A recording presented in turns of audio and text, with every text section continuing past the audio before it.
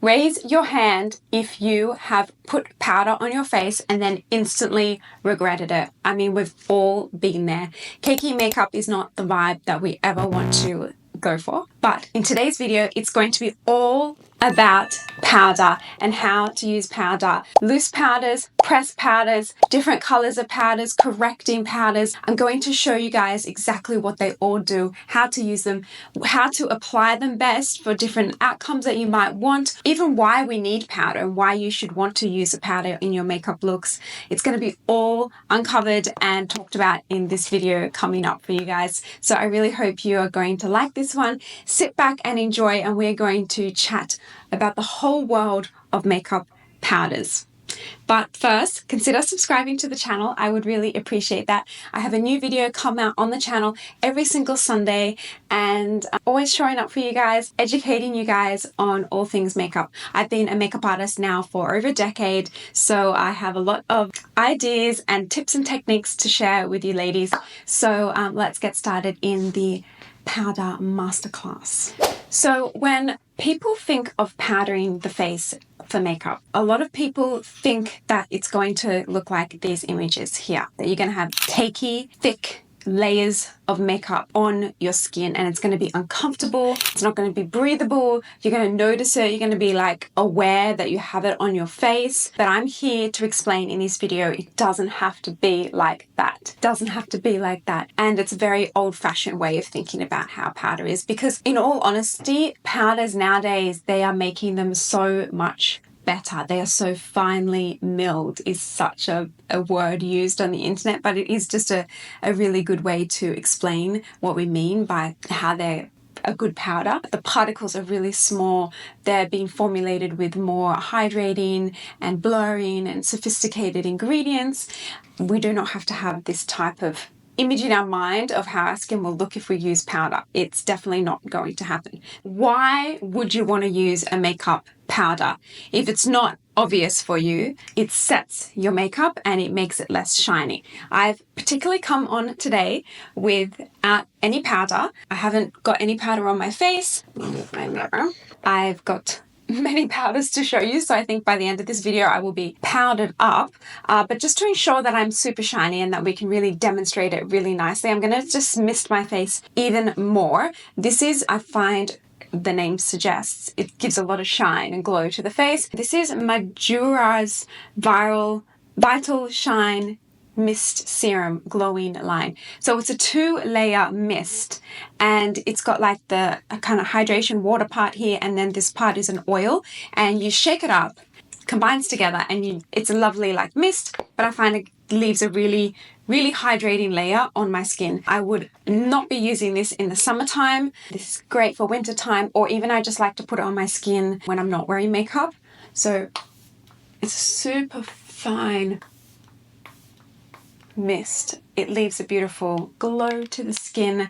So if you are in really dry climates or a winter time, this one will just like feel so nice for your skin, because it essentially it leaves a serum on your skin but with a mist, so it's not like messing up your makeup. Really nice product. Anyway, sidetracking.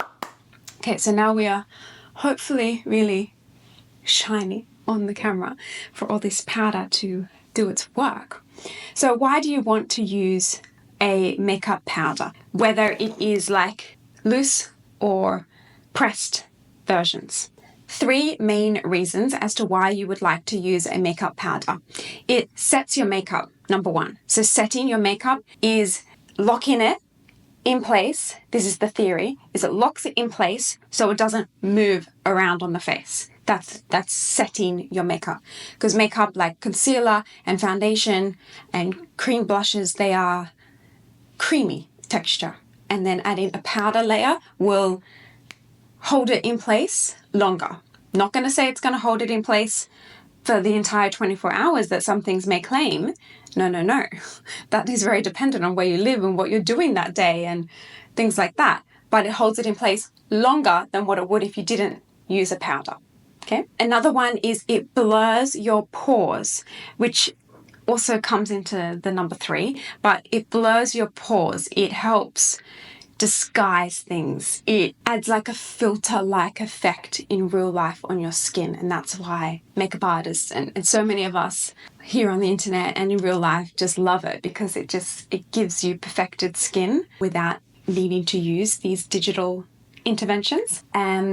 Essentially, showing imperfections and pores is light reflecting off parts of your skin, and that's how you see those imperfections and the pores and things like that. So if you put a powder on that and reduce all the reflections and the glow off those areas, it's playing with light, like actually playing with light to minimize that, and the eye doesn't see it anywhere near as much.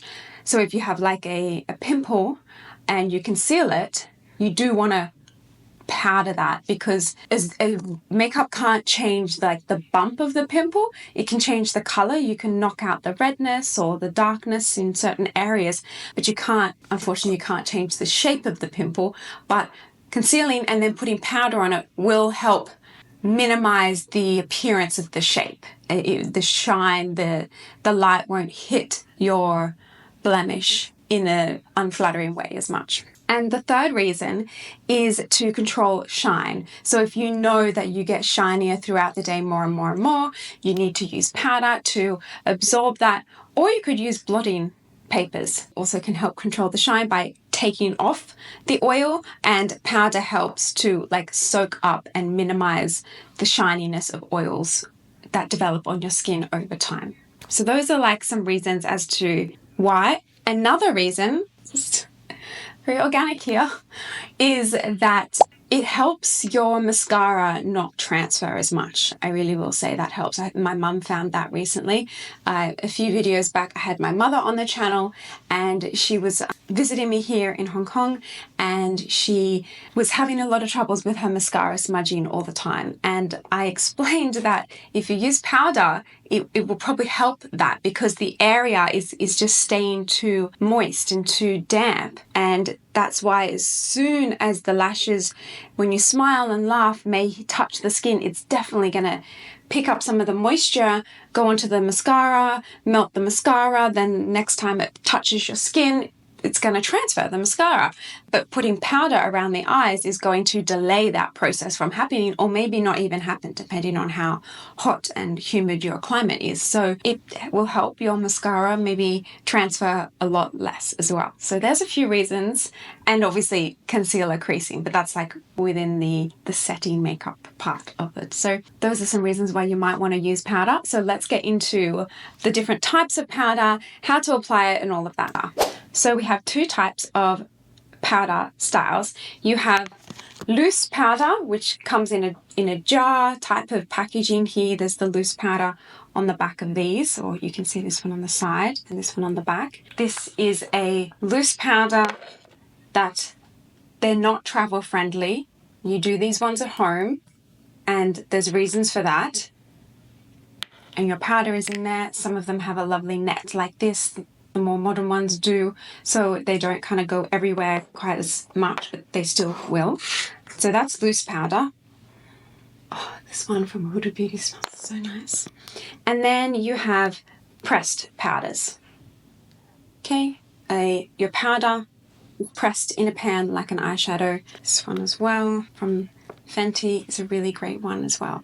So why two? How do we use them? Why would you want one over the other? What are their use cases for?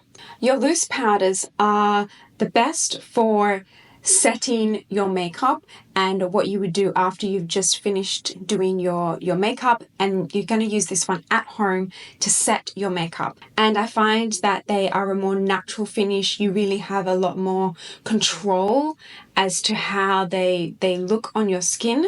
They don't get cakey anywhere near as fast. They're often very translucent and sheer in color. They don't add a lot of coverage to your skin.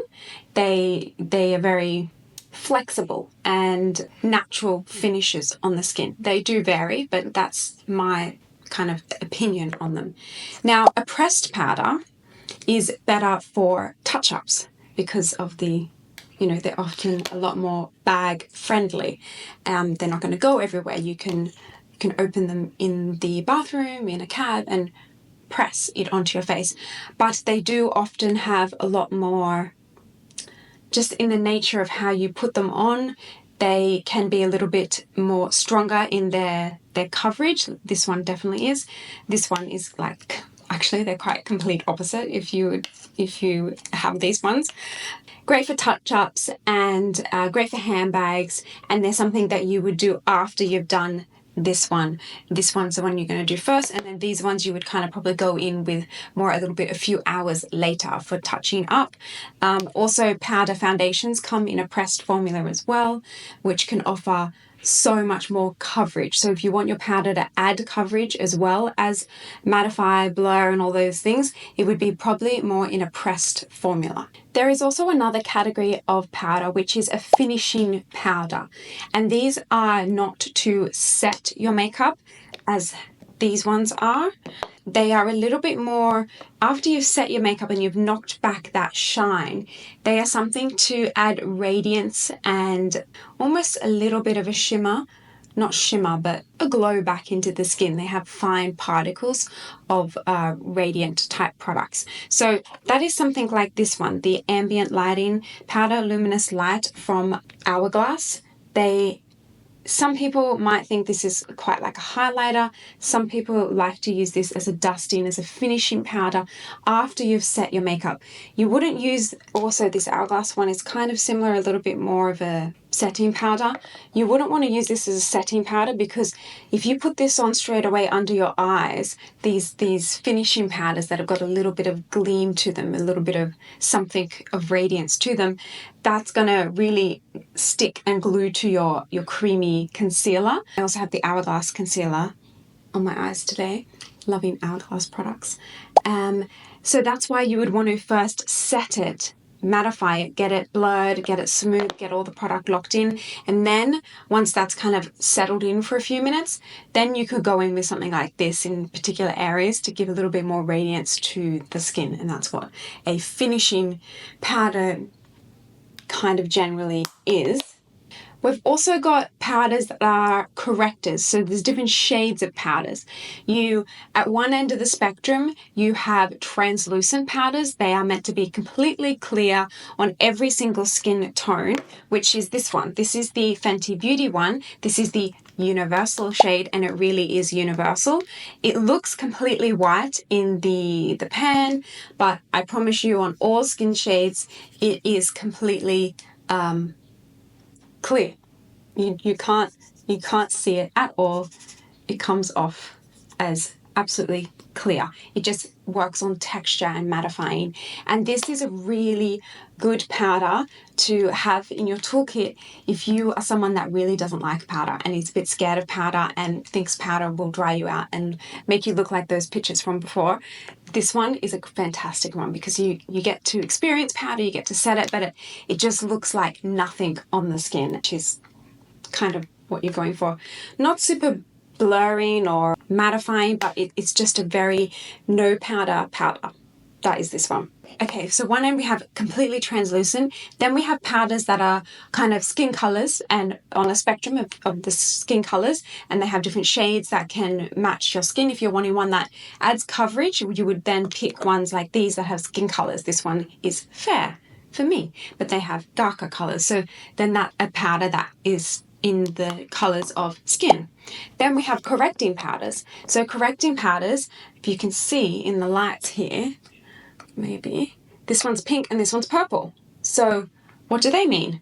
Also, we have, this is the no longer with us, incredible Givenchy powder that I have still. This one has 4 colors of corrective shades that you kind of just use and blend all together, but it's more about brightening. So this one has like a green, a purple, a blue, and a white. This one smells even better than the Huda one. Oh. But, side note, they have just relaunched this back in a pressed version. This is like the best powder there ever was. And this is my only container. I use it sometimes still. Yeah, but they have just a new one. I'm definitely going to have to get that. pink and purple. The purple is for brightening, and so is the pink, frankly. The pink is for brightening. Most brands, a lot of brands do have pink ones that add brightness, and purple's a little bit more of a newer one. Beauty did one. In her classic, this one is the Huda Beauty. In her classic, what are these called? Easy Bakes, and she did a purple one and got a lot of airtime online. This one is a lot more lighter than that. These ones are from Florist. I really love the packaging of these as a pressed powder. They're quite convenient, the way you twist it open and the lid stays on. The puff is quite large and it opens up like that with the powder in behind the net. I think I'm going to apply this one on one side. Actually, these are sheer. They're not going to come out pink if you put the right amount on, but they color correct. They add brightness and they just help with brightness to the under eyes. There's also powders that have a yellow undertone to them, and they're often called banana powders. They're quite yellow, and they are also a corrective of like blue shades and dark under eye circles. People do love this. I don't really use them. I find it better to do that in the kind of like concealing stage and underneath your concealer to kind of balance that shade under the eyes. Now, application. Let's put the powder on the face. These are two ways I like to apply powder. This is not the brush that we are going to be applying powder with. These are way too big. You're not going to get often, you don't, to avoid looking like the photos at the beginning, you want to pinpoint powder. You want to set areas that are unflattering to be too glowy and radiant, and you want to disguise certain areas. But often the outskirts of the face, we're happy to leave glowy, and those areas typically are less oily and problematic, and they also move around less. The outsides of the face is kind of these areas that we have a lot of issues. The T-zone, the classic T-zone. Now, if you did want to do a loose powder, a very light dusting over the face everywhere, you would use a big one. If you wanted to do it everywhere, very light and sheer, a really big brush would be perfect for that. But pinpointing is a better day-to-day method. Or actually my favorite way to really lock in the under eyes, because I feel like I have a lot of fine lines and texture and it moves quite a lot, is a powder puff. These are so inexpensive. This I will leave linked down below. You can get it from Amazon. The links will be down below for everything I'm talking about, as well as everything that's on my face. Guys always ask me, and I try my best to remember to link everything. These are so velvety and beautiful, these ones actually. I'm very impressed with these. So this is going to give you can really pack in the coverage of your powder. Not coverage as in like concealing, but as in like mattifying and blurring coverage. Whereas with a smaller brush like this one, I will leave options linked down below. You want a tapered one. This one will give you a lighter coverage of your powders. So let's just use, I'm going to use this pink brightening one from Florist under my eyes, and I'm just loading it up on my puff. You kind of have to bounce it a little bit back and forth to get it to kind of come up to the top. Okay. You can see that's how much powder that I put on the puff there, and I'm going to put it under my eyes. Always remember, before you set your under eyes, go back in and check that there is no creasing, because what you set will stay. Really reblend out your under eyes if it's been a few minutes. Pat everything. I've been talking to you guys for ages. Blur everything out again. Okay. Taking our puff with the powder on it, press it. That's what's so good about this one, is because it's a triangle, so they really help get in there under the eyes. And it's add a whole layer of powder. It's a bit pink and brightening to the under eyes. Going really well with the blush actually. This is the Charlotte Tilbury blush, a limited edition one. And then I'm just going to use what's left on it. I put the first amount under the eyes, and then the rest I'm kind of going around in my T-zone and problematic areas of where we don't want to have shine coming from. Specifically, a lot of people have a lot of pores around this area, and so when you smile, if you can see the difference between the two sides, this one you're going to see the texture here, and here it's gone. And this is a really great one if you are older and have aging face, and these parts of your cheeks, they do tend to drop down a little bit more. Our cheekbones aren't as high as they once were. And this is often a sign of a sagging face, of having this kind of lower. So really knocking back the shine that comes around this area, and it almost kind of lifts it up and pulls it away from the eye, disguises things. And the other side, I'm going to use the same thing. You can use the brush, okay? You can use either one of these for all powders. It just depends. This one's going to give you more powder on the face. This one will give you less powder on the face. So under my eye, on the other side, I'm going to actually use the Charlotte Tilbury one. I just want to show you the differences. This one doesn't add any brightening effect, I feel, but it adds more coverage and concealingness. And I'm going to use this one because it's quite intense, and I don't want it to be too intense. So if you feel like your powder is too much on your face, go for a brush. If you feel like it's getting too powdery and cakey, use a brush. So see, this is more of like a skin color, whereas the other side is a little bit more pinky. I'm going to use the Huda Beauty one now with the puff, my favorite way to apply things. With these net ones, I just tap out a little bit of powder onto the lid, because all of them are kind of designed a little bit different. So you just need to work out how to use the one you've got. And I'm going to powder my T-zone here on the forehead. You can see how much this just knocks back that shine. Okay, and it makes it look more filtered. Do you see that? Hopefully we can zoom in closely. You can see how that is just like texture gone. It looks like the Paris filter is on here, and here is no Paris filter. So it really is a secret weapon, having powder around, if that's the type of skin you're looking for. And it's what I use all the time. If I'm going to events, I'm going out, meeting people, I always powder. You don't want to be thinking about your makeup moving around. Lots of powder. A few other powders that I've really loved that I haven't spoken about yet. These two, I have little minis from like all the Sephora points that I have. So I'm always like, interested to try more powders. The Makeup Forever powder, the HD Skin setting powder, I have in vanilla, light vanilla. Really beautiful, lightweight powder. Very beautiful powder. So I would recommend that one for fine powders. And as well as this one is a little bit more pricey. This is the By Terry powder, the Hyaluronic powder. I also have the pressed version as well. Great for your handbag for touching up when you're out and about at events and doing your daily activities. The Hourglass powder, also really beautiful powder. What else do we have here? The new Givenchy pressed powder is probably really beautiful. I will get that and try that with you guys. And then when you're looking for a lot less of a powder, this one is fantastic. And of course, my holy grail right now is the Huda Beauty powders. They come in a lot of different shades. Really lovely powder for at home. I wouldn't take it out with me. So that's the powders. Those are the two ways that you can apply powder, in my opinion. This one's going to give you more bang, and this one is a little bit less. Of course, you can still go in again and again and add more and more and more.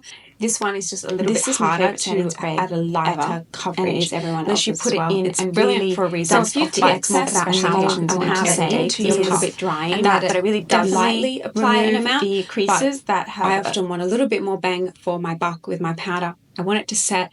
I live in a very humid country, and we are traditional type of mist where it's I have the aircon off now for the noise reasons, but I am filming very clammy already, and it's only just the beginning. Developed while you've been doing your makeup before you set. What you set will be set. So clear out the creases first, any areas of your face. Think about not applying powder to any of these kind of areas. You may not even really need any on the forehead, mostly just in this very center part. If you do have a high forehead that you are not a fan of, powder right up to here, because when you're getting photographed or at occasions with lights above you, it really hits here. The light really will hit here. So mattifying that makes a huge difference. I'm not a fan of my nose. I feel like on the side I don't like the shape of it, and front on it's okay, but here, I always mattify. People like to put highlighter on the tip of their nose to make it more button-like. If they have a really nice nose, you can do that. But for me, I keep all my areas of my nose mattified. Often here, I need a lot more powder. It gets a bit shiny here. And then the under eye powdering is for the creasing, not necessarily shine. Also like to powder around here.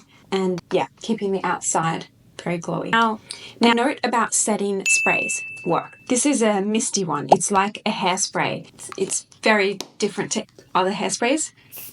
See, it's like an aerosol can. It's like a hairspray.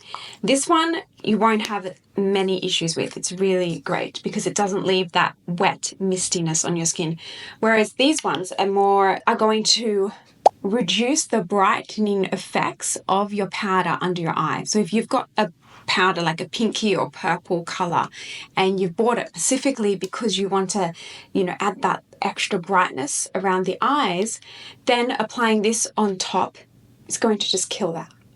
It will kill the brightening. So I would recommend, if you do want to use one of these wet water type setting sprays, is to apply them first before you're powdering, because they also will just add more shine and dewiness to your skin. So these go before powdering, and then you powder the areas where you want that blurring technology, that blurring look, and that diffusion of light, because this is just going to add more shine and more things to bounce off on your skin. I don't know how many people realize that, but it's important. That's the end of the video. I hope that was helpful and insightful about all the different types of powders there is on the market. This is just the ones that I have. There's so many more beautiful ones as well, but I would love to buy them all. But maybe one day the channel will get successful enough, I will be able to receive some more to try out and explain to you guys about them and how they are working and what I think about them. Because remember, powders now, they're so popular and they are really doing great formulations and adding more hydrating things into them so they feel nicer on the skin and you don't get that cakiness to them. Please comment below if you learned something. Comment powder down below. I would love to know. Just will be an indication that you learned something and you found this video really valuable. Any questions, leave them down below as well. All the products will be linked down there, and I hope that answered most of your powder questions. I will see you in my next video. Bye. So I actually just wanted to show you what I was talking about on my husband's arm. He's got gorgeous caramel skin, I like to say, and I want to show you what I mean by, if you use a brightening powder, this is a pink setting, the one I used under my eyes, but I tried on my arm and it just, you can't see it. So imagine you put this under your eyes. This is the powder. You've used it to brighten your under eyes. You're going to go in with your setting spray. Okay. Watch what it does to the effects of the powder, of the brightness of the powder. Gone. Your brightness has now disappeared, and there was no point of using such a beautiful pink brightening setting spray, because if you use your setting spray after the powder, so try to do it the other way around. Thank you, darling, for letting me use your arm. One more thing I wanted to add in, because I just did it just now, is if you feel like you overpowdered your face and your skin, then that's when you want to use your watery, misty setting spray. You could use something like this setting spray, a mist. If you feel like you've overpowdered, it's going to knock it back and bring it back to skin-like texture. So that's what I just did. As I thought I was finished filming, I then sprayed this all over my face liberally, because I felt like after doing all of that powder, it was a little bit too done up, and this just helped bring it back a little bit, and you can go in with as much as that as you need to just knock back that powderiness effect if you feel like you went overboard. So I hope that other little inserted tip is helpful for you ladies.